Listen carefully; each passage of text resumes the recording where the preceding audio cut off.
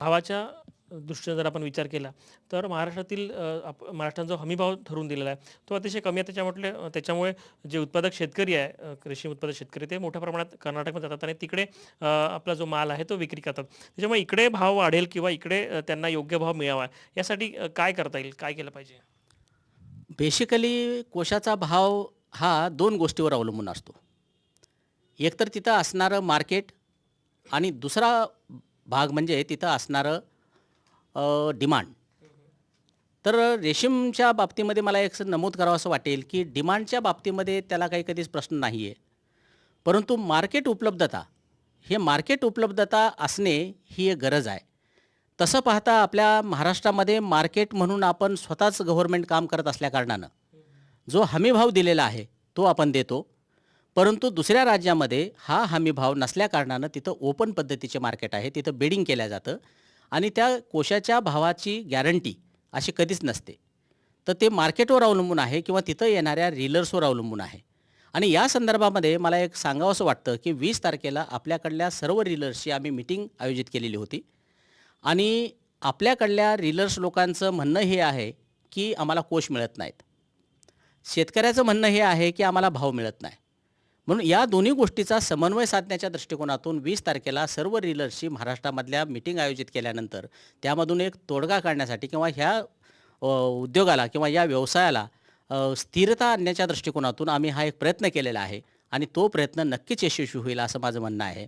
तर हा प्रयत्न हा केलेला आहे, की कर्नाटकामध्ये ज्यावेळेस कोष जातात, तर त्यावेळेस तिथं वेगवेगळ्या पद्धतीचा भाव असतो. कमीत कमी भाव आहे आणि जास्तीत जास्त भाव आहे आणि एक सरासरी एक भाव काढला जातो. तर आम्ही असं मीटिंगमध्ये ठरवलं, की सरासरी भावापेक्षा ₹50 कमी दराने आपल्या इथली रीलर लोकांनी हमी दिली पाहिजे आणि नुसती हमी देऊन चालणार नाही, तर त्या रीलर लोकांनी आमच्या ऑफिसला पैसे जमा केले पाहिजेत, की जेणेकरून ते पैसे आम्हाला शेतकऱ्याला वेळच्या वेळी द्यायला अ, सोपं पडेल. रेशीम शेतीमध्ये पोटेन्शियल तसं भरपूर आहे. कारण आमच्याकडं काही यशस्वी शेतकऱ्यांच्या गाथा आम्ही कलेक्ट केलेल्या आहेत किंवा गोळा करत आहोत. आणि त्यातून असं दिसून येतं, की आमच्याकडले काही शेतकरी 1 एकरामध्ये एका पिकामध्ये जवळपास लाखभर उत्पन्न घेतलेले शेतकरी आपल्याकडे आहेत.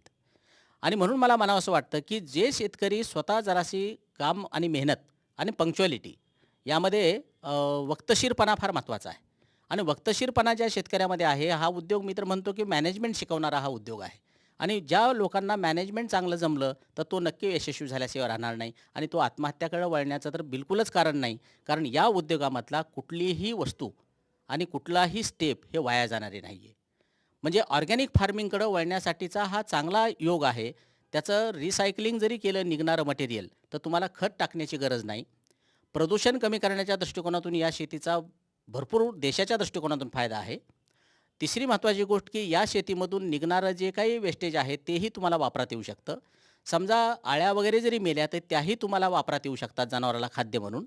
आणि काही लोकांचा असा समज आहे किंवा काही लोकांनी ते प्रूव्ह केलेलं आहे, की शेतीमध्ये निघणारं जे वेस्टेज आहे, रेशीम शेतीमधून निघणारं वेस्टेज, त्यापासून व्हर्मी कंपोस्ट आणि खतं तर होतातच. परंतु जनावराला जर ते खाऊ घातलं, तर दूध वाढणं आणि फॅट वाढणं, या दोन्ही प्रक्रिया त्यांना दिसून आलेल्या आहेत. रेशीम शेती करायची असेल तर कुठल्या गोष्टी आवश्यक आहेत? कुठल्या गोष्टी त्यांनी केल्या पाहिजे? काय सांगाल? रेशीम शेती करण्यासाठी प्रामुख्यानं पहिल्यांदा एक महत्त्वाचा मुद्दा गोष्ट आवश्यक आहे. ती म्हणजे प्रबळ इच्छाशक्ती आणि काम करण्याची आणि कष्ट करण्याची इच्छा. दुसरा प्रश्न राहिला त्याला शेती असणं आवश्यक आहे.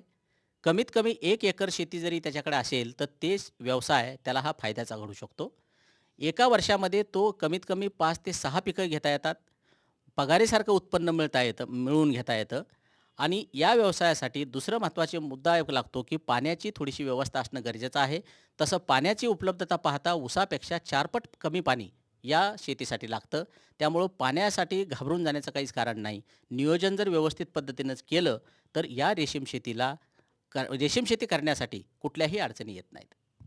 एकूणच कमीत कमी जागेमध्ये म्हणजे एका एकरामध्ये सुद्धा ही शेती चांगल्या प्रकारे होऊ शकते. नियोजनबद्ध जर शेती केली तर ही शेती महाराष्ट्रातील शेतकऱ्यांसाठी अतिशय उपयुक्त शेती आहे. विशेषतः विदर्भातील जे शेतकरी आहे, जो अतिशय आत्महत्याकडे वळतो आहे, त्या शेतकऱ्यांसाठी ही अतिशय उपयुक्त अशी शेती आहे. त्याच्यामुळे ही शेती करून शेतकऱ्याला चांगला फायदा मिळू शकतो, असं मत चंद्रशेखर हिवरे सर यांनी व्यक्त केलं आहे. कॅमेरामॅन मनोज आगलावेसह संजय डाफ, साम टीव्ही, नागपूर.